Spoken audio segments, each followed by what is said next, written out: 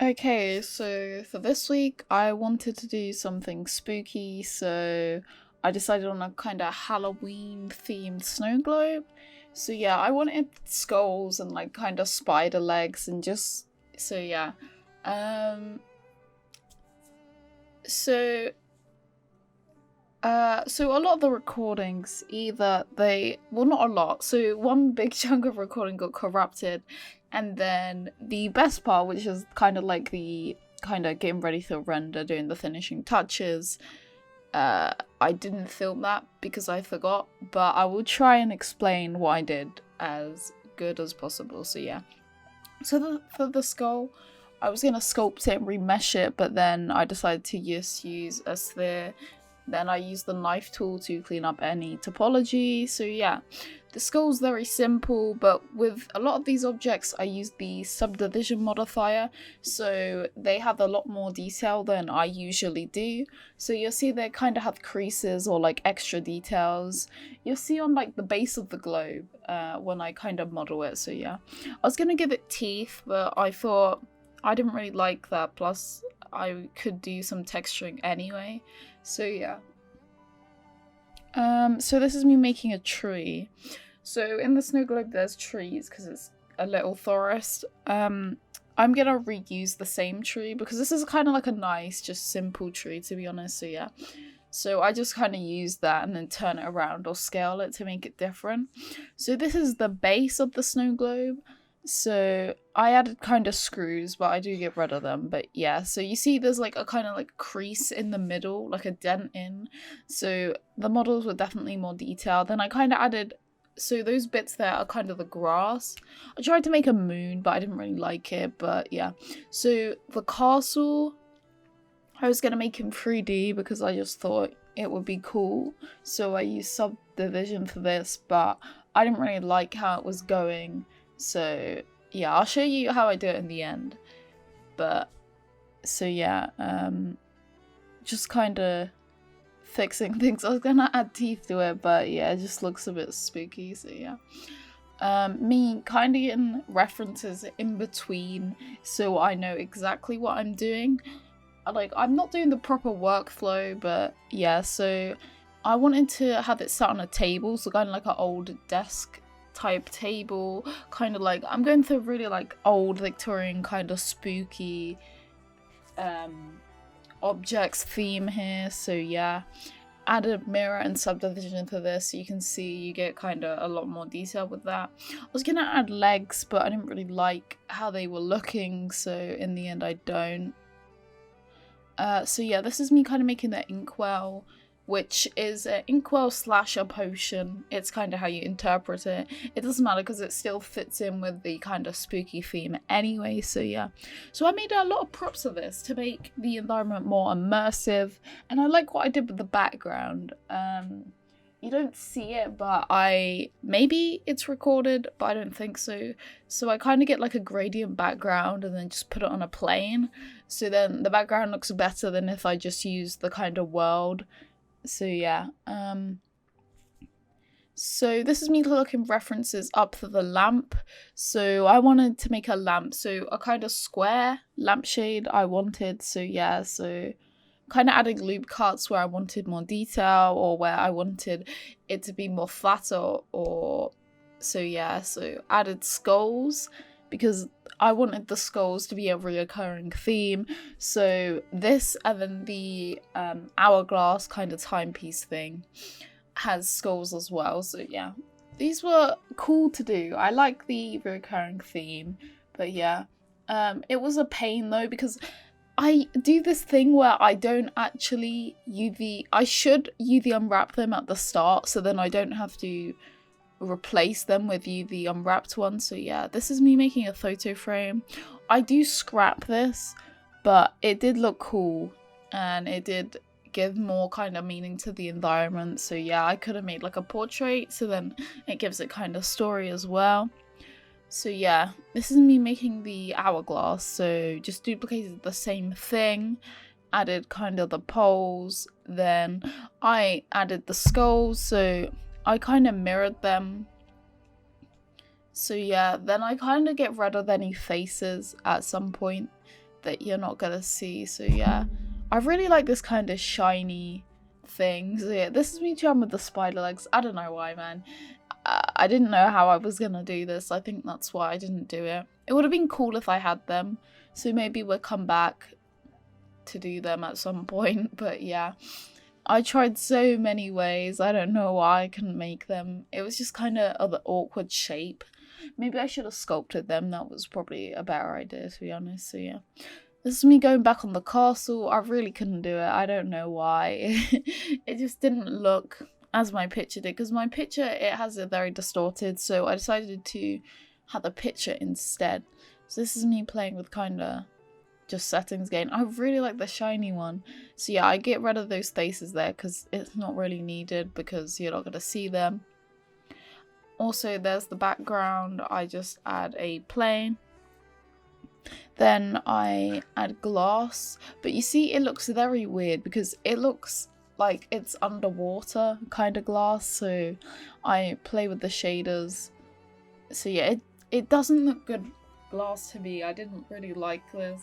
So yeah, I do play around with it a bit to get it something. But then I also had another problem, which I'll walk you through at the end when I show like the kind of renders I had and the iterations. So yeah, the scene looks pretty cool now.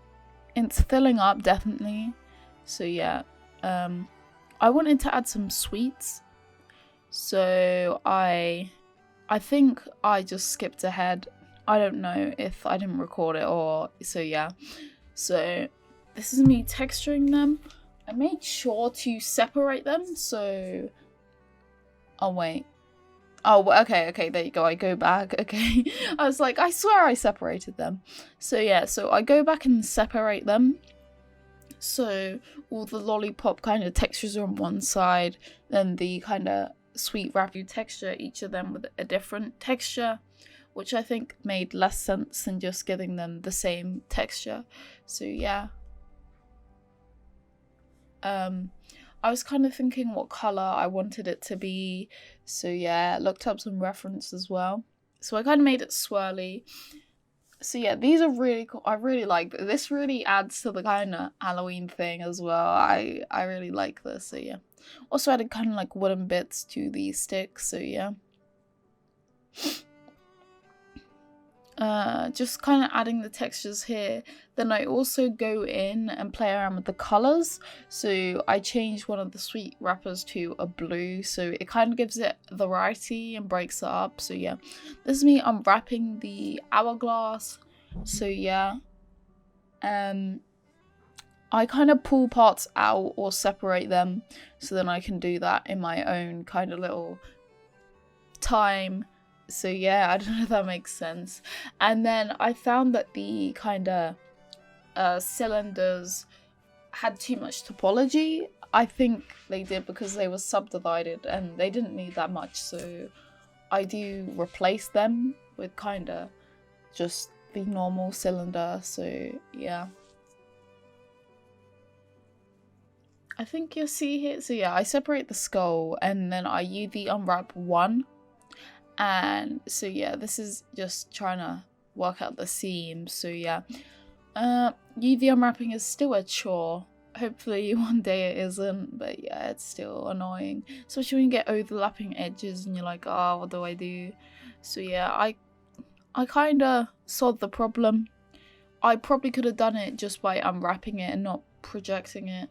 I could have done this so much easily. Like, I really thought I had to just do it my way because the UVs would be more distinctive, but I really don't. I could have done this an easier way, but it's okay. Still learning on UV unwrapping, but hey, it's fine. The textures work, so yeah.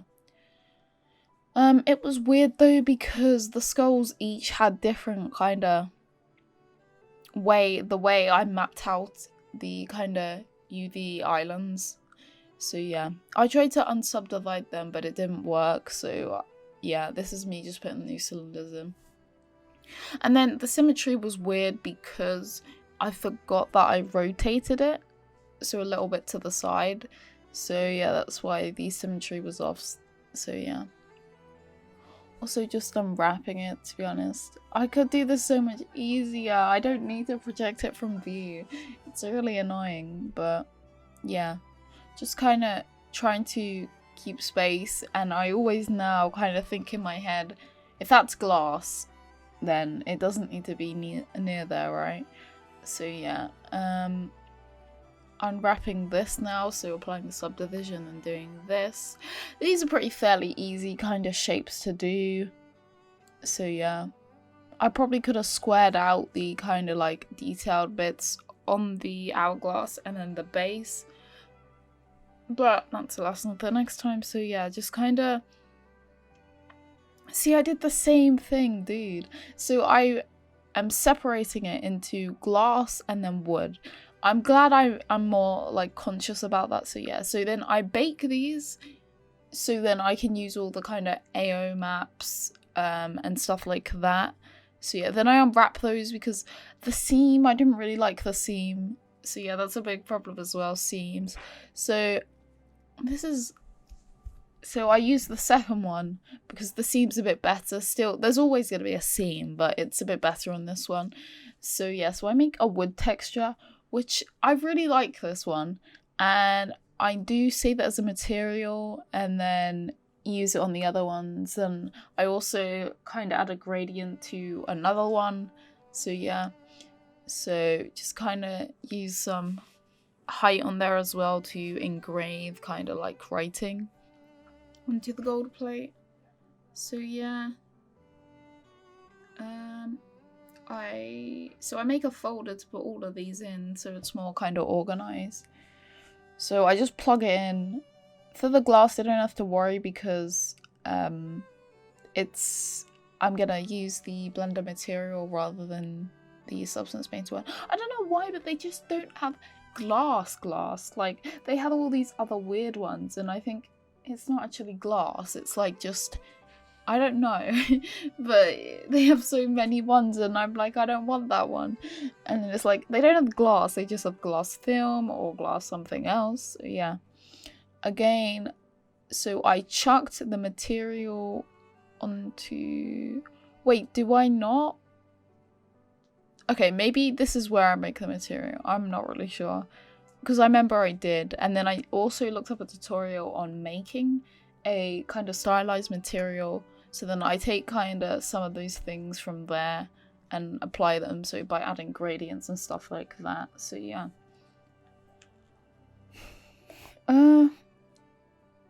So yeah, I'm definitely getting better at the texture side. I know I don't have to paint everything and I can use kind of procedural things or like other things. So yeah.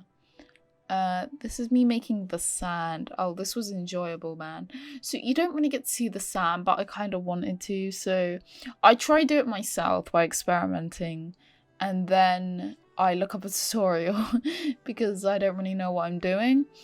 Because I don't really play around with the nodes, I'll be honest, in Blender. So yeah, but I made sand and it was really nice to do. I really like it. Like, you don't really see it in the render, but it does definitely make it look like sand. Like, I probably could have gotten away with it, but I prefer to kind of make it actually look like sand. So yeah, this is me kind of making handles for the desk. Yes. So yeah, also I wanted to make kind of like a jar of kind of like eyeballs or something. So this is me kind of doing it. So I didn't know if I was gonna just make a kind of like a plane in the jar and paint the eyeballs on that, or I was gonna just have eyeballs. So yeah, in the end I do decide to just paint that. So yeah, so it's going to be glass and it's going to be a textured object with the eyeballs on, which works because... So yeah, I tried to mess around with the UV maps, but I don't know really how to do that. I need to look up a tutorial, but yeah. So this is when... Okay, I think this is when I kind of try the stylized kind of thing. So I look up a tutorial and then just kind of do that. It definitely helps because I really wanted to do things like this. I just didn't know how to do it. So yeah. It doesn't look you don't really see much of the difference on this object because it is just that. So I tried to put it on different objects, but yeah, some didn't work because they weren't baked. And so yeah, I added a gradient onto the timepiece, and then replaced the other wood material with this one. So if I need wood in the future, I can just use this one. Plus, I can just change the color, change the color of the ambient occlusion. So yeah, it's pretty nice how these materials work. You can change a lot, to be honest. So yeah, this is me unwrapping the desk. Again, for this one, I do use unwrap rather than projection, which definitely helps. So yeah, from now on, I'm just gonna use that. I don't know. I didn't know why I just thought the UVs would look really weird if I did it like that. I mean, sometimes they do, but sometimes it's just easier. Plus, it packs them as well for you, so I don't have to worry about that. So yeah, this is me trying to make separate UVs, but I couldn't, man. I don't really know how that works. I should, but yeah. Also, just rearranging things or making things bigger or smaller depending on like kind of the size. So I made the drawers bigger because they are a big piece on the desk, and then the handle smaller because they're not a big piece on the desk. So yeah, I tried to do some ambient occlusion stuff.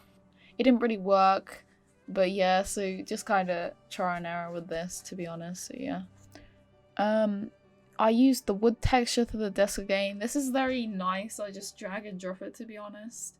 I changed the color a little bit because I was like, it's gonna clash with the kind of other wood. So I changed the color slightly. I think it's more of the brown red than a... No. Yes. No? Okay, so it's more orangey, I mean, than red. So, yeah. So kind of plug that in. So yeah, the wood looks nice. I really like... So yeah, this is me unwrapping the tree. Look how good that looks. That's like a really nice kind of UV unwrap, to be honest. So yeah, then I used the stylized texture for the tree part, the leaves. There you go. So yeah, then I added a red gradient on the bottom to give it kind of like, this isn't a normal tree type thing. Then I kind of added some more detail, kind of like leaves shapes, I guess. So yeah, then I kind of plug this in. And yeah, it looks nice. I like the kind of outcut. So yeah, this is me just putting the trees in. Again, I just scale it, rotate it. So yeah, I was going to make a little ghost to put in there, but I decided I didn't really want the ghost.